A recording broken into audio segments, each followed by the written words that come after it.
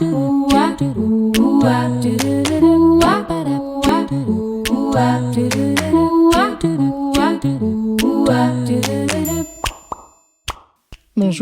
et bienvenue sur le podcast À votre pleine santé, le podcast naturo qui vous accompagne vers une alimentation saine et gourmande et qui vous donne les clés pour une santé optimale en toute simplicité.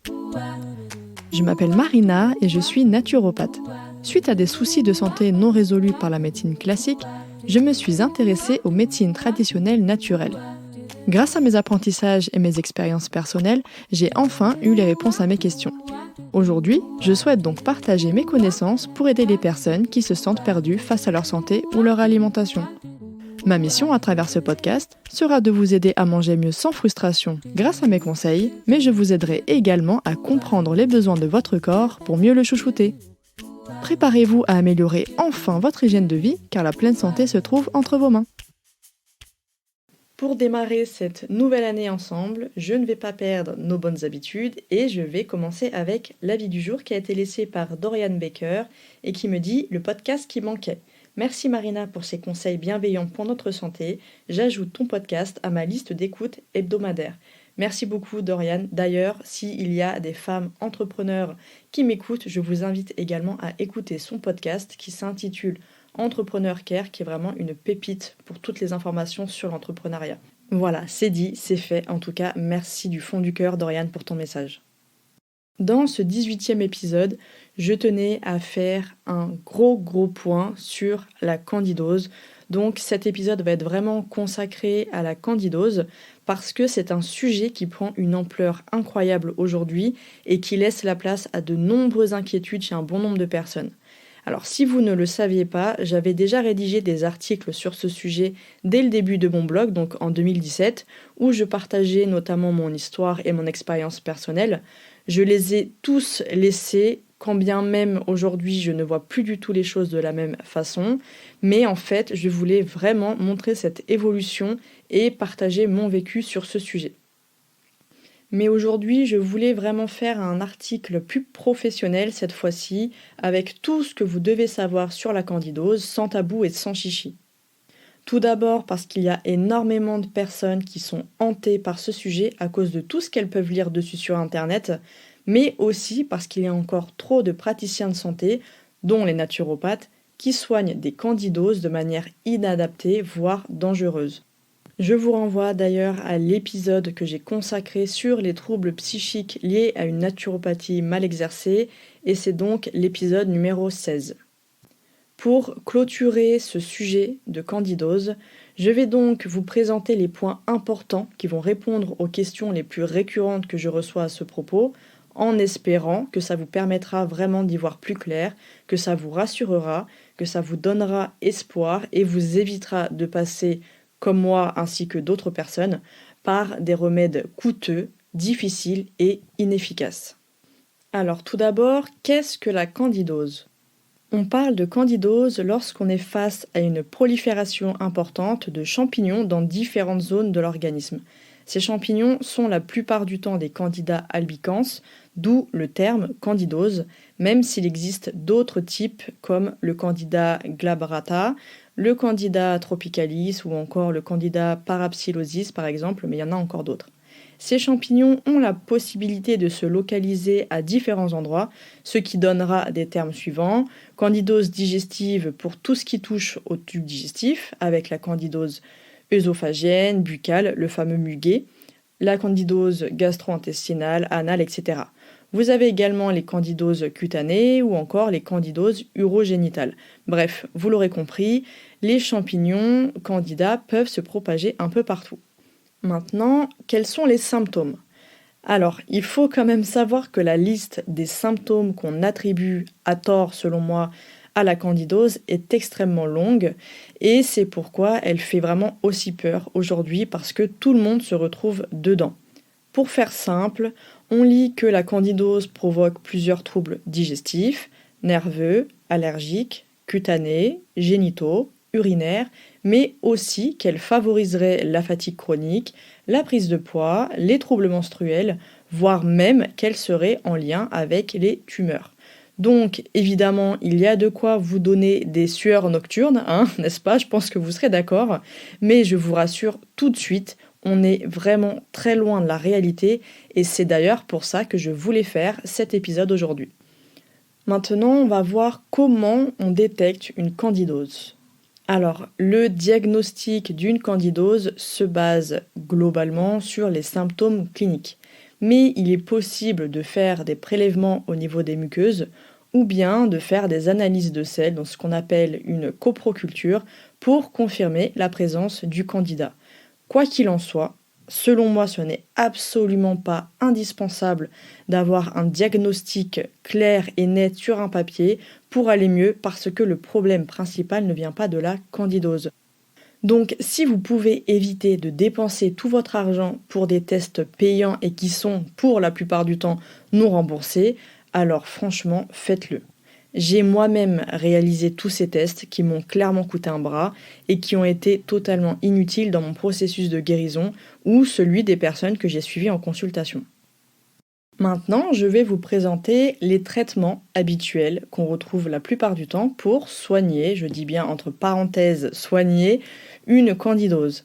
Alors, la candidose est normalement traitée par des antifongiques allopathiques en médecine conventionnelle et par des antifongiques naturels couplés des fois aux probiotiques en naturopathie, mais pas que.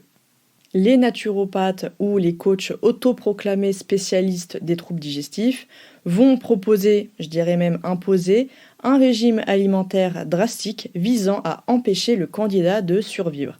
Donc ce régime anti-candida, il faut savoir qu'il est élaboré purement sur la théorie selon laquelle le candida se nourrit de sucre, donc qui dit plus de sucre égale plus de candida. Sauf qu'on y ajoute en plus toute une liste d'aliments qui favoriseraient, encore une fois entre parenthèses, le développement du dit candida dans l'organisme. Donc certains sont évidents, clairement, mais d'autres le sont beaucoup moins. Je m'explique.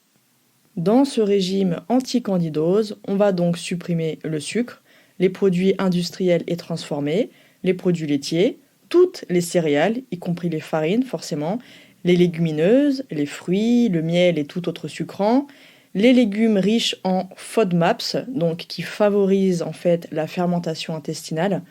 On va supprimer également les oléagineux, en dehors de l'amande blanche, les champignons, le chocolat même noir ou tout autre aliment un peu sucré.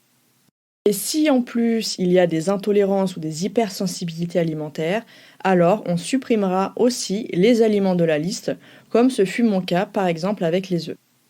Donc pour vous faire un petit résumé des traitements classiques anti-candida, on va prendre des antifongiques naturels, voire des probiotiques en plus, et on se nourrit de poissons petits ou blancs sauvages, de viande blanche bio, de quelques légumes autorisés, de purée d'amandes blanches, d'huile de coco ou de beurre de coco, et si on est chanceux, d'œufs. Voilà.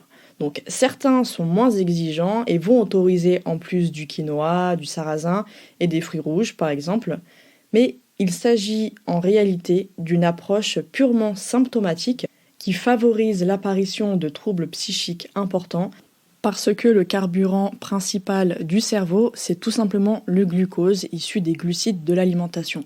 Je tiens à préciser que le cerveau a également la possibilité de carburer en fait avec ce qu'on appelle des cétones, mais pour obtenir ce carburant, il faut vraiment que le corps soit dans un état physiologique vraiment bien précis, notamment en état de jeûne ou avec certaines diètes, comme la diète cétogène notamment. Mais d'un point de vue physiologique, c'est vraiment le glucose qui est le carburant préférentiel du cerveau, et ça, il faut vraiment pas l'oublier. C'est pourquoi avec ce régime anti-candida, on peut voir apparaître des troubles du comportement alimentaire comme l'orthorexie, qui est caractérisée par la volonté obsessionnelle d'ingérer une nourriture saine et le rejet systématique des aliments perçus comme malsains ou tout simplement favorisant, dans ce cas particulier, la candidose. Ça peut favoriser également de la boulimie, parce que cette frustration alimentaire est vraiment très très difficile à gérer. Et enfin, un isolement social, parce que tout simplement ce type d'alimentation est intenable en repas de famille ou entre amis. Au-delà de ça, ces traitements vont entraver le processus enclenché par le corps pour son auto-guérison, parce que la prolifération du candida répond justement à un besoin urgent de nous protéger Donc, on aura beau tuer tous les candidats avec des antifongiques, avec ce régime drastique, eh bien, ils reviendront toujours parce que le vrai problème qui est derrière tout ça ne sera toujours pas résolu. Et justement, donc, qu'est-ce que le candida et quelle est sa fonction dans l'organisme ? Il faut savoir que le candida est un organisme naturellement présent dans notre flore depuis toujours, que ce soit dans notre microbiote intestinal ou bien dans la flore de nos muqueuses, comme la peau, les voies ORL ou encore les parties génitales.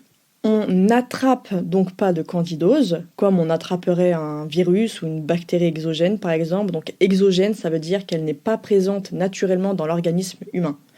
Donc cette prolifération fongique, donc prolifération de champignons, démarre directement dans notre corps, ce n'est pas quelque chose qu'on attrape. Si les différentes formes de candida sont présentes dans le microbiote humain, ce n'est pas un hasard, mais bien parce qu'ils ont des propriétés utiles pour l'organisme. En effet, le candida, dont le candida albicans, a la capacité d'éliminer les métaux lourds, comme nous le montrent des études de 2017 et 2019, qui prouvent que la résistance de candida albicans aux métaux lourds est suffisamment élevée par rapport aux autres levures, ce qui leur permet une meilleure absorption, ou biosorption pour être plus exact, de ces mêmes métaux lourds. Donc ces deux études, vous les retrouverez directement dans l'article en lien dans la description. Il faut quand même savoir qu'au cours des 500 dernières années, le nombre de métaux toxiques stockés dans notre corps a été multiplié par 1000. Donc je ne sais pas si vous vous en rendez compte, 1000. Et c'est principalement le plomb, le cadmium, l'aluminium et le mercure, en sachant que plus de 90% du mercure stocké dans les tissus humains proviennent de plombage d'amalgame dentaire. Mais on retrouve également des métaux lourds un peu partout dans notre quotidien aujourd'hui, comme dans l'eau du robinet, dans les vaccins, dans les poissons gras comme le saumon et le thon, les fruits de mer, certains médicaments. Vous avez aussi également des traces de métaux lourds dans les ustensiles de cuisine. J'ai fait d'ailleurs un article à ce sujet. Vous avez également dans les stérilés en cuivre, certains aliments, etc. Alors, doit-on vraiment encore se poser la question sur le lien entre cette accumulation croissante de métaux toxiques dans le corps humain et la prolifération des candida albicans, dont la fonction principale est d'absorber les métaux lourds pour protéger l'organisme de leur toxicité. Comme je le disais, le candida est présent naturellement dans notre microbiote pour une raison qui est bien précise. Et s'il se propage chez certaines personnes et pas chez d'autres, c'est bien que quelque chose a déclenché cette prolifération, comme nous allons le voir dans les causes, qui amène à une candidose, et que c'est uniquement sur ces causes qu'il faut agir si on veut retrouver une pleine santé. Et justement, pourquoi la candidose apparaît-elle ? Quelle est la cause finalement ?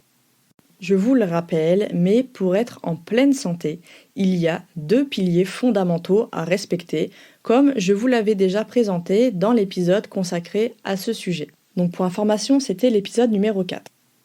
Votre santé globale repose donc sur le fait de vous nourrir suffisamment, que ce soit au niveau du corps, du cœur et de l'esprit, et d'éliminer correctement, donc éliminer les surcharges du corps, du cœur et de l'esprit. Dès qu'une sous-partie de ces 2 piliers n'est pas respectée, alors on voit apparaître des troubles de la santé tôt ou tard, des symptômes si vous préférez, qui nous informent que quelque chose ne va pas et qu'on doit y remédier rapidement. La candidose est bel et bien un symptôme naturel envoyé par notre corps, mais ce n'est absolument pas une maladie ou une pathologie dangereuse comme on pourrait le lire sur certains sites, blogs ou forums. La candidose est la simple résultante d'un pilier qui n'est pas respecté, à savoir l'élimination efficace des surcharges du corps. Les émonctoires, donc les voies de sortie habituelles des toxines et toxiques, donc qui sont le foie, les intestins, les reins, la peau et les poumons, eh bien, dès qu'ils sont saturés et qu'ils n'arrivent plus à éliminer correctement les toxines, dont les métaux lourds, eh bien, ça va pousser le corps à trouver une autre solution pour empêcher au maximum l'accumulation de ces déchets toxiques dans l'organisme. Et c'est ainsi qu'il a recours aux champignons et notamment aux candidats, comme nous venons de le voir. Mais quelles sont les choses, quels sont les phénomènes qui amènent à cette accumulation de déchets ? Il y en a plusieurs. Premièrement, une alimentation inadaptée, qui va être basée sur des produits industriels, transformés, trop carnés, trop riches en sucre ajouté, en additifs, en pesticides, en polluants, en métaux lourds, en perturbateurs endocriniens, en antibiotiques, bref, toutes ces choses qui vont venir encrasser l'organisme progressivement. Je vous renvoie également à mon épisode sur le blé moderne et sur les produits laitiers, même si évidemment il n'y a pas que ces aliments-là qui sont concernés. Deuxième élément à prendre en considération, c'est une pollution environnementale. En effet, la concentration de produits toxiques dans l'air, dans l'eau, dans les vêtements, dans les meubles neufs, etc. va jouer dans l'encrassement de l'organisme. On retrouve également un abus de médicaments, comme des antibiotiques à répétition, des composants nocifs dans certains médicaments, dans les contraceptions et dans les vaccins également. Une autre cause de cette accumulation de déchets dans l'organisme, ça va être des sources de stress qui sont multiples et chroniques, donc physiques, psychiques, le manque de repos ou de contact avec la nature, les chocs émotionnels, les relations toxiques, etc. Tout ça va fragiliser le système nerveux et donc perturber la fonction de digestion ainsi que la fonction d'élimination des toxines par l'organisme. Je vous renvoie encore une fois à mon article sur le stress qui est l'élément déclencheur des pathologies, quelle que soit son origine. Mais quoi qu'il en soit, je vous promets que je vous ferai également un podcast à ce sujet. L'avant-dernière cause qui amène à cette accumulation de déchets, ça va être une mauvaise digestion des aliments avec l'apparition d'une hypochloridrie. Donc j'ai fait 2 épisodes très complets à ce sujet, donc l'épisode 9 et l'épisode 10. Donc cette hypochloridrie et cette mauvaise digestion des aliments, ça va transformer des aliments qui sont normalement sains en aliments non digérés, ce qui va servir de nourriture à la flore intestinale et donc favoriser ainsi cette prolifération de champignons comme la candidose ou bien une prolifération de bactéries comme le SIBO. Car on a tendance vraiment à confondre les deux, même si finalement les causes de chacun se rejoignent. Et enfin, on arrive à la dernière étape qui amène à cette accumulation de toxines dans l'organisme et qui amène donc à cette candidose, ça va être la saturation et l'épuisement des émonctoires. Donc, comme je vous l'ai dit, ce sont des organes qui sont censés traiter tous ces déchets présents dans notre corps et malheureusement, au bout d'un certain temps, ils n'arrivent plus à nettoyer l'organisme correctement et en plus de ça, les aliments mal digérés comme nous venons de le voir ne vont faire qu'accentuer le problème d'élimination. C'est donc comme ça que le corps, qui n'a plus accès à ces grosses machines de nettoyage, donc les émonctoires, va faire intervenir ses propres éboueurs pour éliminer les déchets toxiques, j'ai nommé les candidats. Plus il y aura de déchets, plus le corps aura besoin de main-d'œuvre pour nettoyer tout ça. Et donc, logiquement, il va augmenter ses troupes pour faire le travail le plus rapidement possible afin de maintenir sa propre survie. C'est comme ça qu'on voit apparaître le phénomène de prolifération des candidats. Et comme ces déchets sont présents un peu partout dans l'organisme, parce que oui, les métaux lourds peuvent migrer également partout, y compris au niveau du cerveau. Et donc, notre corps va avoir besoin de faciliter le passage aux éboueurs pour qu'ils puissent aller partout où il y a besoin de nettoyage. Et c'est ainsi qu'on voit apparaître ce fameux passage des candidats à travers la barrière intestinale qui va venir migrer un petit peu partout sur les différentes zones du corps.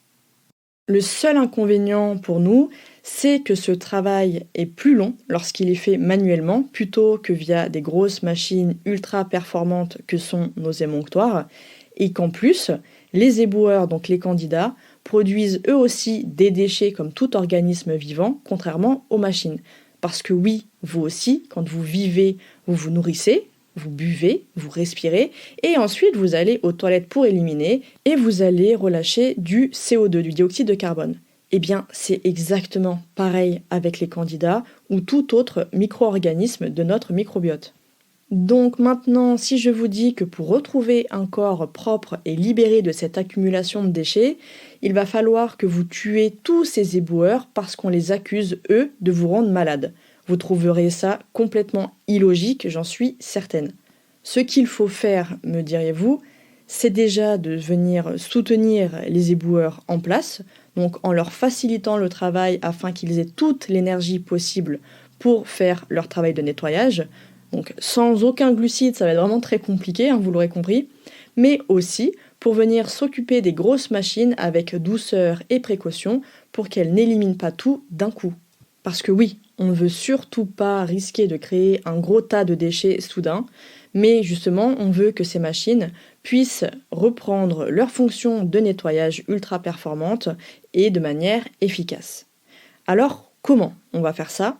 Eh bien, en évitant au maximum l'entrée de nouveaux déchets dans le corps et en apportant toutes les réparations et l'énergie nécessaires au bon fonctionnement de ces machines. Je le rappelle, ces machines, ce sont nos émonctoires. Une fois que les machines de nettoyage auront pu traiter de nouveau les déchets, eh bien, le corps finira par rappeler ses troupes d'éboueurs parce que tout simplement, il n'en aura plus besoin, et ce, sans avoir besoin de tuer qui que ce soit. Pour aller plus loin, je vous invite à regarder une vidéo du docteur Raphaël Pérez qui explique très bien ce lien entre candidose et accumulation de déchets, notamment les métaux lourds, dans l'organisme. Évidemment, je vous ai mis également le lien de la vidéo dans la description. Donc voilà, maintenant vous savez qu'est-ce que la candidose, quels sont les symptômes, les traitements habituels, pourquoi ils ne sont pas si efficaces que ça, pourquoi l'approche habituelle n'est pas la meilleure solution, bien au contraire. Et bien évidemment, on parlera ensemble lors du prochain épisode des vraies solutions pour que la candidose disparaisse d'elle-même et sans récidive. Donc je vous donne rendez-vous dans 2 semaines pour la suite et mes dernières remarques à ce sujet. Avant de terminer, je vais répondre à quelques questions que j'ai reçues lors d'un sondage que j'avais effectué sur Instagram et sur Facebook. D'ailleurs, si vous ne me suivez pas, je vous invite à me suivre sur le compte @maviesaine-et-moi tout attaché. Voilà. Et maintenant, place aux questions. Alors, on m'a demandé, la candidose provoque-t-elle des démangeaisons intimes à certaines périodes du cycle ? Alors oui, comme je l'ai indiqué, la candidose peut amener, cette prolifération fongique peut venir au niveau génital et donc provoquer ce genre de symptômes, même si, encore une fois, c'est vraiment pas du tout la cause. Je vais pas arrêter de le dire, mais c'est vraiment pour que ça rentre bien. Donc, il y a d'autres choses à prendre en considération et justement, j'y reviendrai dans la prochaine partie. Ensuite, doit-on arrêter tous les fruits et le FODMAPs lors d'une candidose sévère ? Eh bien, je pense que si vous avez bien suivi jusque-là, vous savez que la réponse, c'est non, bien évidemment. Et au contraire, ça peut aggraver encore plus le problème par tous les soucis psychiques que ça peut provoquer, ce genre d'alimentation. Une candidose ou une dysbiose peut-elle impacter le microbiote d'un bébé allaité qui a plus de 20 mois ? Alors oui, dans la mesure où il faut savoir que la maman, eh bien, l'enfant plutôt va hériter de la flore intestinale de la maman pendant la grossesse. Donc forcément, si la maman a une dysbiose, eh bien, l'enfant risque très probablement d'avoir une dysbiose. Mais ce n'est pas pour autant que ça va s'attraper, on va dire. C'est pas quelque chose qui s'attrape, c'est juste que la flore intestinale du bébé va se caler sur la flore intestinale de la maman. Mais encore une fois, ce n'est pas quelque chose d'irréversible. Il faut vraiment se mettre ça dans la tête, ne pas penser au désespoir, bien au contraire, de l'espoir il y en a, et je vais vous en apporter, j'espère ne serait-ce que à travers cet épisode, et avec la suite dans 2 semaines. Ensuite, on nous dit de prendre des antifongiques, mais c'est pire pour la flore intestinale. Eh bien oui, en effet, comme je l'ai montré, mais les antifongiques, que ce soit naturels ou allopathiques, classiques, eh bien, ça n'a pas vraiment d'intérêt, bien au contraire, ça entrave le processus mis en place par le corps, donc ça ne peut pas aller mieux forcément. Alors, on me dit également que c'est mauvais pour l'intestin. Eh bien, oui et non. En fait, comme je disais, la candidose, elle est là pour quelque chose, donc c'est pas forcément mauvais à proprement parler. Il y a des conséquences dues aux toxines libérées par le candidat lorsqu'il vit, comme je vous le disais. À partir du moment où il vit, eh bien, il respire, il mange, donc forcément, il sécrète des déchets. Comme nous, on sécrète des déchets, c'est pas pour autant qu'il faut nous éradiquer de la planète. Voilà. Donc là, c'est la même chose pour les candidats. Fonctionner et penser, réfléchir de cette manière-là n'est pas forcément la meilleure façon pour en venir vraiment à bout, ou plutôt, je dirais même, retrouver une pleine santé. Autre question, alors qu'est-ce que ça signifie quand on est positif au sérodiagnostic des candidoses? Alors comme je l'avais expliqué concernant les diagnostics, il y a plusieurs tests, voilà, mais encore une fois, le fait d'être diagnostiqué pour une candidose, donc d'être positif face à une candidose, ce n'est pas quelque chose d'indispensable pour pouvoir aller mieux. Beaucoup attendent de ce diagnostic, mais il n'est pas vraiment utile. Autre question, donc, la candidose ne peut disparaître mais juste être contrôlée, vrai ou faux? Eh bien, c'est totalement faux, comme je l'ai expliqué, comme j'ai expliqué comment les fameux éboueurs eh bien, disparaîtront par eux-mêmes quand le corps n'en aura plus besoin, donc c'est totalement faux. Ensuite, une fois que nous avons eu une candidose, nous sommes toujours susceptibles de récidiver. Bah oui, forcément, parce que si on arrive à une candidose et qu'on n'agit pas sur la cause, eh bien tant qu'on n'aura pas agi sur la vraie cause et qu'on s'amusera à chaque fois à aller tuer le candidat avec antifongique et régime drastique, eh bien malheureusement ça reviendra parce que le candidat, en fait, tant qu'il n'a pas fini sa fonction de nettoyage, eh bien le corps l'appellera tout le temps. Donc on récidive, cercle vicieux. Donc c'est pour ça qu'il faudra vraiment mettre en place tout ce que je vais vous partager dans le prochain épisode. Alors encore une autre question, faut-il vraiment enrayer le sucre pendant plusieurs mois? Donc j'ai déjà répondu, c'est non évidemment. Après si on parle de sucre ajouté, type sucre dans les bonbons, les confiseries, ce genre de choses, oui évidemment, mais en fait ça c'est quelque chose de logique, même pour une personne qui n'a pas forcément de candidose, même pour améliorer son hygiène de vie, le sucre ajouté, d'autant plus quand il est raffiné et qui n'a rien de naturel, évidemment est à éviter au quotidien. Alors, pourriez-vous expliquer le lien entre hypochloridrie et la candidose? Justement, j'ai expliqué que c'est l'accumulation de déchets et notamment l'accumulation également d'aliments non digérés, mal digérés, qui vont amener à une prolifération fongique parce que ça ne fait qu'accentuer l'accumulation des déchets dans l'organisme. Alors, on me dit, j'en souffre alors que j'ai une alimentation saine, je ne vois pas quoi faire, quoi changer. Eh bien ça, je vais l'expliquer justement dans le prochain épisode. Mais encore une fois, ça ne suffit pas, l'alimentation. Agir sur une candidose par l'alimentation et antifongique, comme je l'ai dit, ce n'est pas du tout la solution qui fonctionne sur le long terme et qui évite les récidives. Sachant que je précise que beaucoup pensent avoir une alimentation saine alors qu'ils ont des aliments qui n'ont rien de sain, comme je l'avais dit par exemple pour les produits laitiers à base de lait de vache, par exemple le blé moderne, etc. Et enfin, la dernière idée reçue qu'on m'a transmise à ce sujet sur la candidose, et c'est parfait de finir là-dessus, c'est donc une maladie qui ne se guérit jamais. Eh bien, comme vous l'avez compris, c'est totalement faux, bien heureusement, et évidemment, je vais vous prouver le contraire, mais déjà, le simple fait d'avoir pu comprendre pourquoi la candidose se met en place, déjà, ça va vous donner, je pense, des pistes, et on verra ensemble qu'il y a de l'espoir, que tout ceci n'est pas une mauvaise chose, bien au contraire. Je sais que c'est dur d'entendre ça, je suis moi-même passée par là, je vous le rappelle, parce que beaucoup oublient ça, mais j'ai moi-même souffert très longtemps de ces différents symptômes. J'ai moi-même suivi le régime drastique pendant des mois. J'ai fini avec une dizaine de kilos en moins, avec une dépression nerveuse, avec des troubles du comportement alimentaire. J'ai fini avec des allergies, j'ai fini avec tout un tas de choses dont vous n'imaginez même pas. Donc croyez-moi, je ne dis pas ça pour vous embêter parce que je ne vais pas dans le sens où on va habituellement, mais au contraire, je vous assure qu'il est possible d'aller mieux si on se focalise sur autre chose que la candidose, et ça va être tout le sujet du prochain épisode. Et c'est pour ça que je vais peut-être un petit peu dire des choses qui vont être en contradiction avec tout ce que vous avez l'habitude de voir ou de pratiquer ou d'entendre concernant la candidose. Mais si je le fais, c'est parce que c'est hyper important. J'ai moi-même un groupe Facebook que j'avais créé à l'époque pour vraiment se soutenir sur cette alimentation hyper drastique. Et je lis encore trop de choses, trop de conseils qui ne vont vraiment pas dans le sens d'un mieux-être, d'aller dans une vraie guérison. Vous verrez pourquoi je parle de vraie guérison, parce que se sentir mieux avec ce genre de traitement, ce n'est pas être guéri, absolument pas, c'est éteindre des symptômes. Et c'est comme ça qu'on est dans un cercle vicieux avec une candidose qui ne s'en va jamais. Voilà. Donc je vous laisse sur ces belles paroles.